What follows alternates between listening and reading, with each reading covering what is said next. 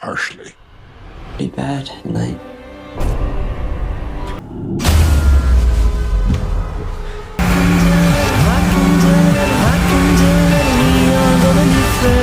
Unless they want an answer. In 2003, Craig Poole, then a young man still reeling from the loss of his mother, accepts a job reading 3 times a week to John Harrigan, a reclusive and despised billionaire with declining eyesight. Over the years, an odd bond develops between Craig and Harrigan. Later, Craig finds out that Harrigan shared his loneliness with Craig because both of them had lost their mothers as children. In 2008, Craig and his friends Billy, U-Boat, and Margie start attending high school in nearby Gates Falls. Craig rapidly comes under Kenny Yankovic's ire as a bully, but he becomes friends with Ms. Hart, the science teacher. Craig receives a Red Devil scratch-off lottery ticket for Christmas from Harrigan, who gives him the tickets as a bonus 4 times a year. Craig wins $3,000 on the ticket. Craig's father, who is a widower, also gives him an iPhone. Craig calls Harrigan for the first time to thank him for the winning lottery ticket. Since it places Craig in a prominent clique, the phone also enables him to get closer to his school crush Regina. Craig gives Harrigan an iPhone as a gift by using some of his lottery money to do so. Despite his initial skepticism, Harrigan eventually develops a fascination for the phone as Craig demonstrates how to use it to track stocks and financial news. In keeping with his ruthless reputation, Harrigan demands that Craig swear he will always eliminate any adversary swiftly. Craig later learns that Dusty Bilodeau, a former employee fired for stealing from Harrigan, allegedly died a horrifying death from Harrigan's devoted housekeeper Edna Grogan. When Craig arrives for the reading session, he discovers Harrigan dead in his chair, still clutching the phone he had set up to call Craig. In an emotional phone call, Craig asks his father to send an ambulance to pick up Harrigan's body.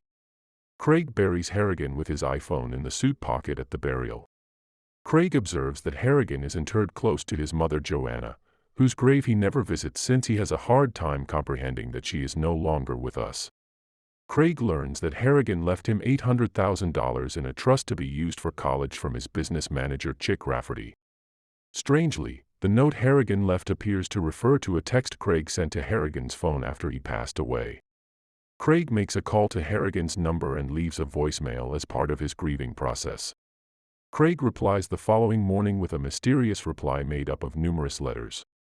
Concerned that Harrigan was buried alive, Craig shows his father the text. His father dismisses it as the result of a technological error or a cloned phone and explains that an autopsy was performed on Harrigan. Nevertheless, Craig pays a visit to Harrigan's grave and discovers his ringtone buried in the ground. Regina and Craig go to a school dance, which makes Margie envious. Kenny beats up Craig outdoors, falsely accusing him of being the informant who got him kicked out of school for selling narcotics. Craig learns about Ms. Hart's distinctively scented soap as she assists him in cleaning up, and he tells her he owes her for all the kindnesses she has extended to him over the years. Craig phones Harrigan to report Kenny's assault on him but refuses to talk to anyone about it. Craig finds out the next day that Kenny passed away and that his body was discovered in a position identical to how Kenny beat Craig. Craig phones Harrigan to inquire about his involvement in Kenny's passing. Craig replies with another strange text. When Craig inquires about ghosts, Ms. Hart says that she doesn't think it's wise to play around with issues pertaining to the hereafter.